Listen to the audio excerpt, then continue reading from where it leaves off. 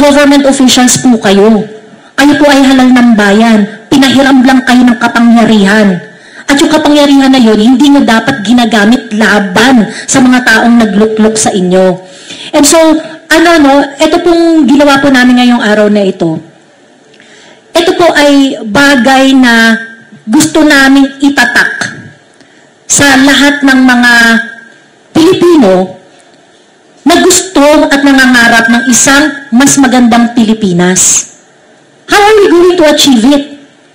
Sa pagtatama ng mali. At paano natin maitatama yung mali kung hindi natin masasabi iyon? Baka akala nyo kami yung tinatakot. Hindi kami yung tinatakot, kayo ang tinatakot. We are just being made examples that if they can do this to us who have a huge following, who have presence in social media, they can do it to you. Ayan, magandang gabi sa inyong lahat.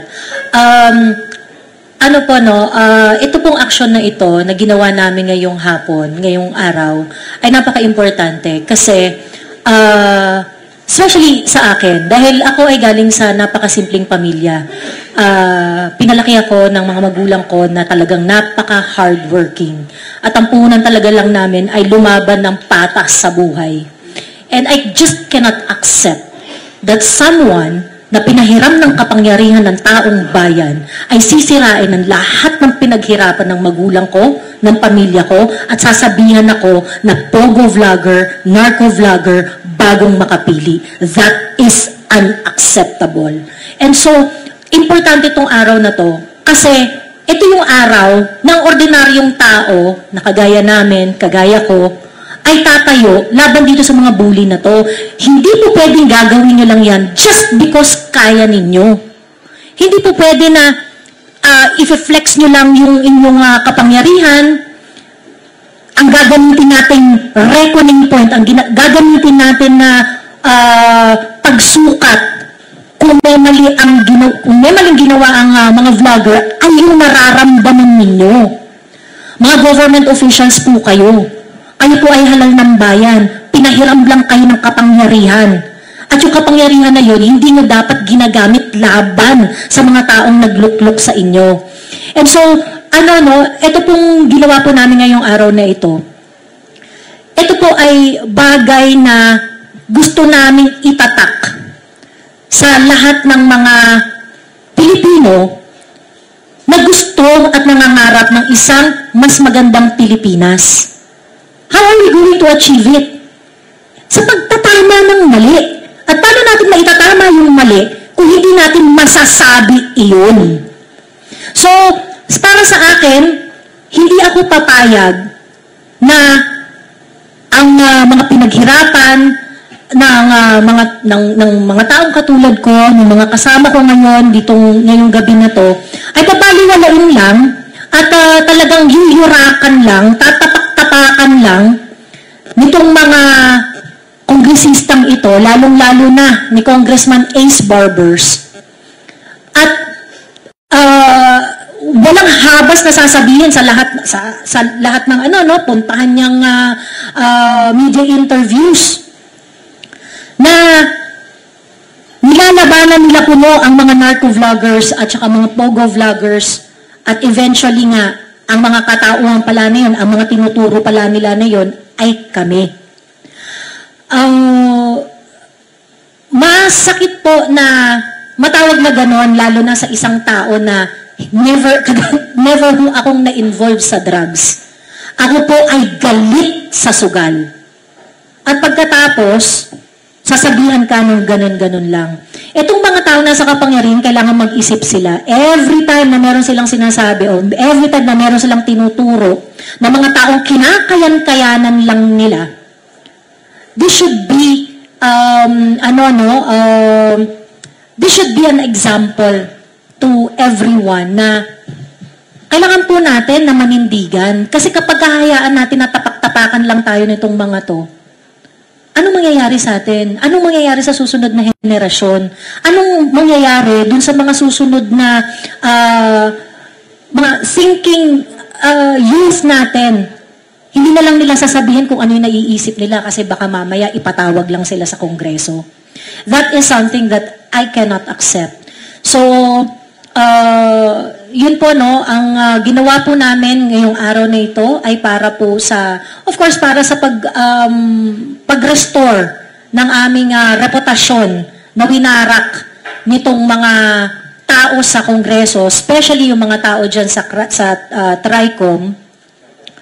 At para na rin dun sa aming mga mahal sa buhay, para na rin sa mahal naming bayan, at para na rin sa susunod na henerasyon. Because we have to make sure that our freedom to express is preserved. Baka akala nyo kami yung tinatakot. Hindi kami yung tinatakot, kayo ang tinatakot.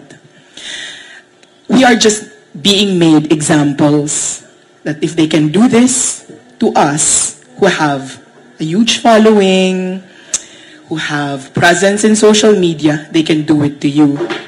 When they go to June Abines' house at midnight and say that kukunin yung gadgets niya kasi ang kaso niya unlawful utterances, it's a warning to you that if you ever cross the line or if you offend them, they're also going to go after you.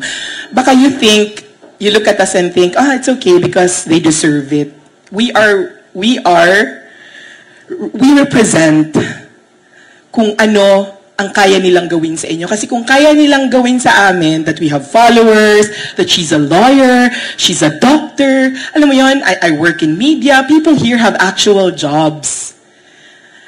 And they want us to be made examples. Kasi they want you to fear criticizing them. So, nakikita nyo kami, either you're happy, whether you're happy that we're going through this, or you're sad that we're going through this, just so you know, just so it's clear to everyone, we're just examples of what they're capable of doing when you criticize them.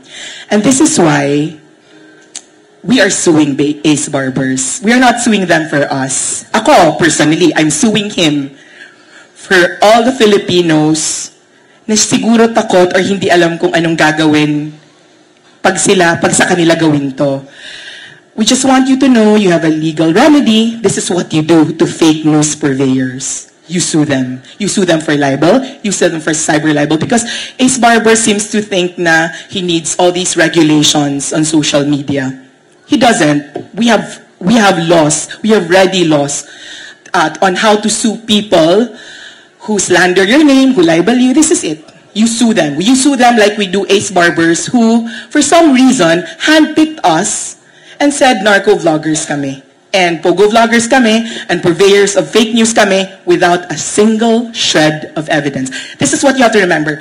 Pinatawag kami doon, sinabi niya, December 4, December 16, and in all those other TV interviews, radio interviews that he said outside of Congress, so he doesn't have parliamentary immunity. This is the reason we can sue him. Wala siyang parliamentary immunity when he said all those things. And then he called us, and then he sent us our invites on January 28th. He said we were pogo and narco vloggers without any single shred of evidence. Kasi gusto niya. Kasi he has impunity. He feels like he can do it. Kaya niyang sabihin yan about us. Kaya niyang sabihin yan about you. So, we're suing him kasi gusto namin ma-realize ng mga fellow Filipinos natin that, you know, someday, we are the first, but we will not be the last.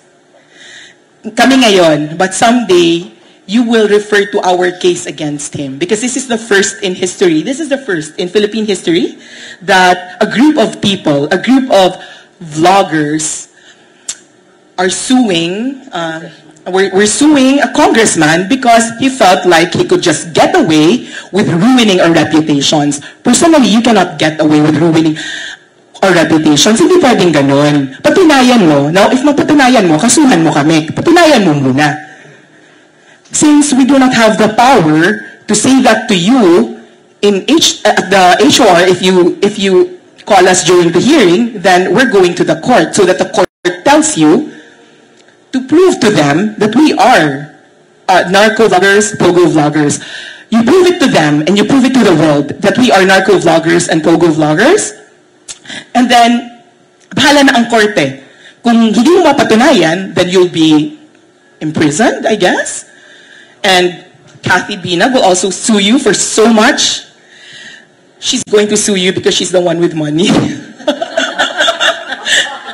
So anyway, pag hindi mo napatunayan, then I'm so sorry, you'll also go to jail the way, regular people who lie and slander other people go to jail.